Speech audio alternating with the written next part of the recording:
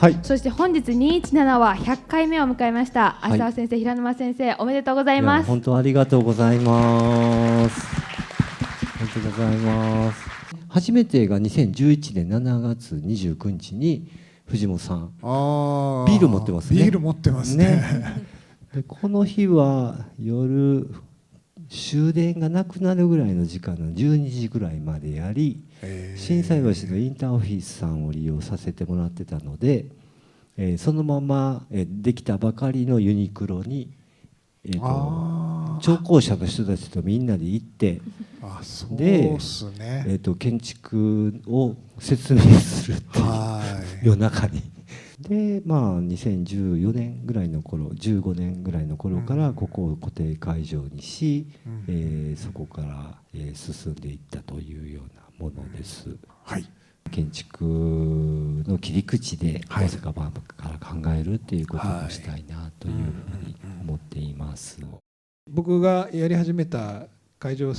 デザインプロデューサーに任命された2020年なんですけど、5年前ですよね。今万博でもないんじゃないのぐらいな感じで思ってたんだけど、いざ打診を受けた以上は本当のところどうなのかっていうのを理解して、自分で価値があると思ったらやるし、これは厳しいなと思ったらやっぱりやらないっていう選択肢もあるなと思って、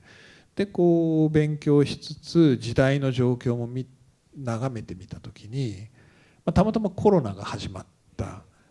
でそうするとなかなか直接出会えないじゃないですか。でも2025年にはコロナは明けてるだろうから、もう一回リアルに集まるっていう意味が変わってくるよなっていうのはいろいろ言われてましたよね。で確かにそうだよなと。あえて世界の大体8割ぐらいの国がリアルに集まってくるっていう、そのフォーマットがコロナを経ると価値を持ち始めそうだなと。もう一つは分断っていうことがめちゃめちゃ言われ始めてたんですよね、当時ね。でで建築って人のための場を作るっていう仕事だと僕は思ってるんですよね。それは住宅でも家族の場だし、一人のための空間だとしてもその人間のための場じゃないですか。あるいは公共空間だと多くの人が集まる場を作るわけだけど、言ってみればその究極系、世界が集まる場を作る、リアルにねっていう意味では建築のプロジェクトだよなとも思ったんですよね。マスタープランを作るっていうのは単なる都市計画ではない建築的なプロジェクトにもなり得るよなと思って、じゃあやりましょうと。今回の万博のテーマって命じゃないですか。命の定義っていうのは何かっていうと、これまさに多様性のつながりなんですね。命って一つでは絶対生きていけなくって、一つの命、すぐ死んじゃうわけですよね。なぜなら食べ物がない。食べ物も他の命だから。生態系ですよね。生態系っていうのは多様性があるということと、それがさまざまなつながりを持っているって、これによって地球上の命っていうのが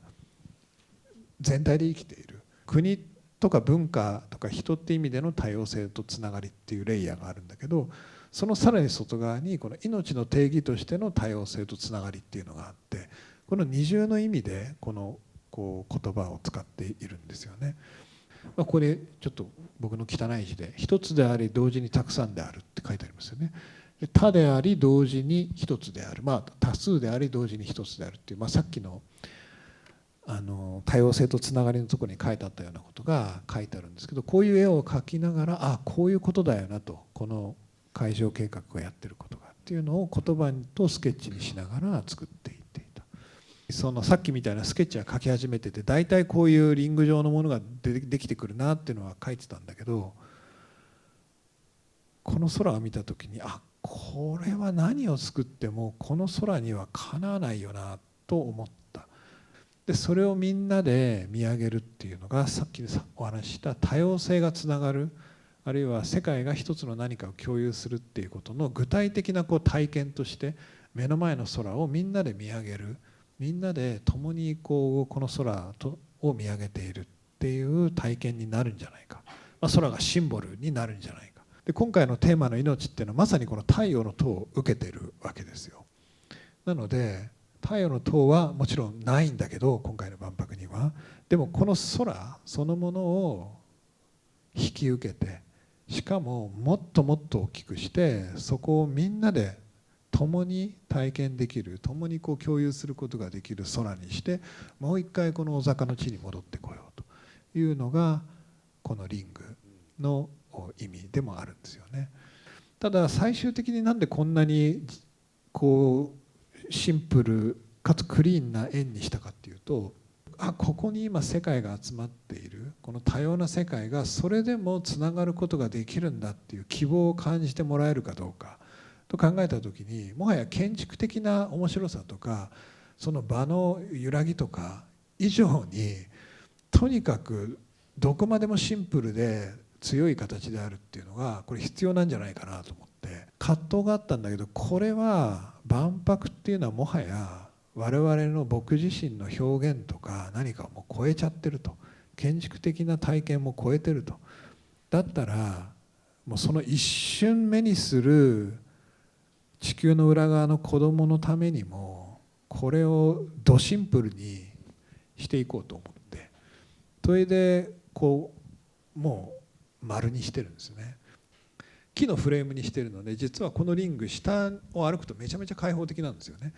空間としての自立性と力強さが強烈にあるんだけど、同時にめちゃめちゃ開放的でいろんなものをつなげる、あるいは開くリングになっている。芦田さんどうですか？藤本さんのリングはよくわかるんですよ。うんでもその中に入ってるものが、それぞれやってるじゃないですか、なんかいろいろ展示をね。これねモナコ、それが大阪府士館、結局なんというかバラバラな状態に併置されていて、あまり関係性がないんじゃないかっていうのが、いいよねそれがね。思っちゃうんですよ。敷地割りとかもさ、これは結構苦労したんだけど整然としてないんですよ。なんかさっき細胞みたいだって言ったんだけど、半ば有機物みたいにこんな引き締めき合ってんだよね。でいやこんな敷地をなんかお渡ししていいのぐらいに変な形した敷地とかもあって、でもみんな頑張ってそれに合わせてこうやってなんか作ってくれてるんだけど、このウズベキスタンがなんか三角形の敷地なんだけどさ、でも三角形をめちゃめちゃ生かして作ってくれたりしてて、でシンガポールみたいにもうなんかおいみたいなここでは全てが許されるみたいなさ、そんな世界が来るといいなっていう。とはいえ1周2キロなんですよ。でパビリオンを真面目に回ろうとすると3日はかかるんです。だってぼーっと1日リング歩いてたら1日経ちますからね。経ちます。いや本当なんです。本当にあっという間に。やべパビリオン行くの忘れたみたいなね。めちゃめちゃ気持ちいいんです。下も上も。やばい、とはいえ気を許して語りすぎちゃったな今日。いやでも最後の話で僕は行きたくなりました。ようやくようやくありがとうございます。で今回の万博を信じがたいことにパレスチナとイスラエルが両方出てるんです。でそれも含めて子どもたちとか若い人が、いやこれが可能なら世界はもっとすごいことをやれるんじゃないの俺たちっていうふうに思ってほしい。リングも含めてね、こんなとんでもないことができるんなら、いやもっとやれることいっぱいあるじゃんって思ってほしい。これから先の未来を作り上げる若者たち子どもたちにどれだけこの衝撃と希望を与えることができるか、でその先は分かんないよね、どっちに行くのかは。だけどなんかすごいとんでもない面白いことを体験したと、あるいは信じがたいものを見た、だったらその先に行けるじゃんっていう、これを与えるのがやっぱり万博の意義、最後は意義なんじゃないのっていう。建築家ってどんな職業ですか？若い人たちも多いので大変な職業ですよこれはだって未来を作らなきゃいけないし、未来を作る人々の希望を作らなきゃいけないから、ただそのためには誠実にやんなきゃダメですよね。そうですね。その罵声を浴びせられて、そのまま滅ぼされる可能性もあるわけです。誠実じゃなければ、ここはもう誠意を持って作る未来そのものと未来への希望を作っていく仕事なんですよね。ありがとうございました。ありがとうございました。